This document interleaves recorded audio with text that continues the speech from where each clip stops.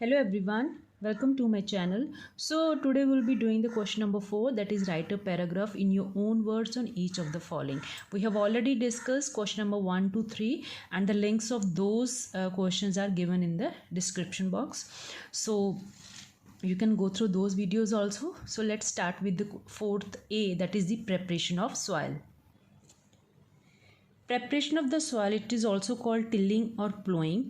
And it is the first step before growing a crop. ये सबसे पहला step होता है जब हम प्रेपरेशन ऑफ सॉइल करते हैं. And it involves turning and loosening of the soil. इस स्टेप में हम क्या करते हैं? टर्निंग करते हैं और लूजनिंग किसकी? सॉइल की करते हैं. और क्यों करते हैं? It allows roots to penetrate deep into the soil, जिससे जो है roots deep in the soil चली जाएं, काफ़ी डीप तक चली जाएं. दूसरी बात, root can breathe easily even when they go deep into the soil. अगर वो ब्रीथ डीप चली भी गई हैं तो उनको ब्रीदिंग तो चाहिए ना. तो इसीलिए turning and loosening of soil हम इसलिए करते हैं ताकि रूट पेनिट्रेट कर सके डीप, और जब वो डीप पेनिट्रेट भी हो सके तो उसको जो है ब्रीदिंग कर सके, right. Also, loosening help in growth of microorganism and earthworm present in the soil. Loosening and turning जब हम करते हैं, इससे growth of microorganism और earthworm की growth जो है promote होती है. प्रेपरेशन ऑफ सॉइल हम करते किससे हैं? It is done by using a plough. इसको हम हल चाहिए जिसको हम प्लो बोलते हैं. It is done by using a plough. The ploughed field में have big clumps of soil called crumbs that need to be broken down. जब हमने इस फील्ड को प्रिपेयर भी कर लिया है तो प्लोड फील्ड में भी बिग क्लम्प्स ऑफ सॉइल हो सकते हैं जिनको कि हमें ब्रेक करना पड़ेगा.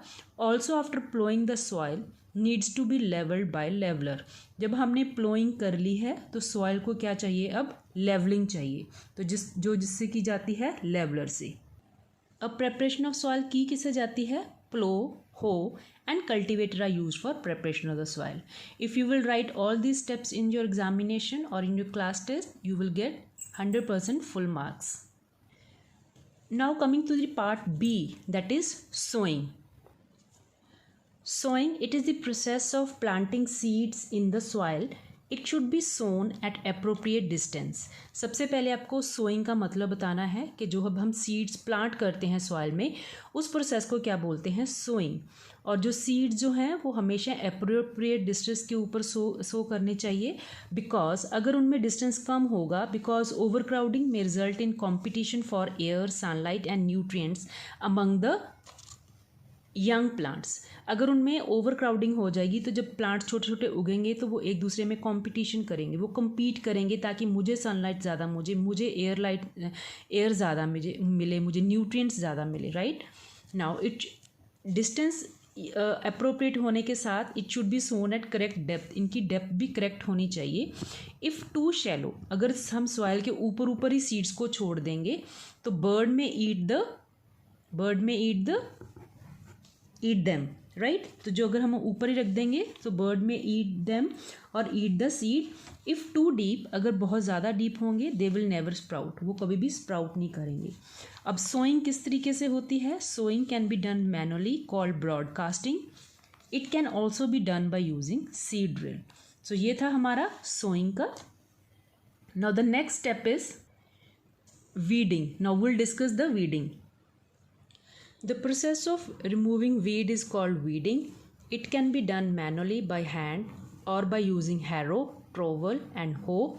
It can be done chemically by using weedicides like Butachlor, Metachlor and Delapon. The next is threshing. The process of separation of seed from the chaff. Chaff क्या होता है? जो सीड के ऊपर छिलका होता है. जब सीड को उसके छिलके से अलग करते हैं, that process is called threshing. It can be done by machine called combine, which is a harvester as well as thresher.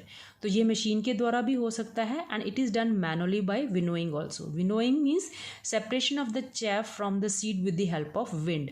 तो वो क्या करते हैं? एक कटोरे में जो है काफ़ी सारे क्रॉप के दाने डाल लेते हैं और एक साइड से पंखा चलाते हैं, या अगर जिस दिन विंड चल रही हो तो उस दिन ये विनोइंग की जाती है. सो विंड की सहायता से क्या होता है? जो ग्रेन है वो जो भारी होता है, छिलका जो होता है वो हल्का होता है. तो इसकी तरह से जब हम ऊपर से नीचे की तरफ क्रॉप को गिराते हैं तो क्या होता है कि जो सीड भारी होता है वो एक डायरेक्शन में चला जाता है और जो with the help of wind जो शैफ है वो दूर जाके गिरता है. सो जैसे कि आप देख सकते हैं, जैसे हमने इसमें सीड्स सारे सीड्स डाल लिए, हमने सीड को जो है सेपरेट करना है फ्रॉम द सीड कोट, जो उसकी चैफ है। तो हम यहाँ से पंखा चला देते हैं, जहाँ इस दिन विंड आ रही होगी तो इस तरीके से इस डायरेक्शन से विंड आएगी, तो जो सीड का छिलका है वो हल्का है, वो आगे चला जाएगा, जबकि सीड नीचे गिर जाएगा। So this separation of the seed from the chaff that is done with the help of wind, this is called winnowing. So coming to the next question, explain how fertilizers are different from manure. So this question we have already discussed, and the link to this question would be given in the description box. So till then you stay tuned. Thank you so much for watching.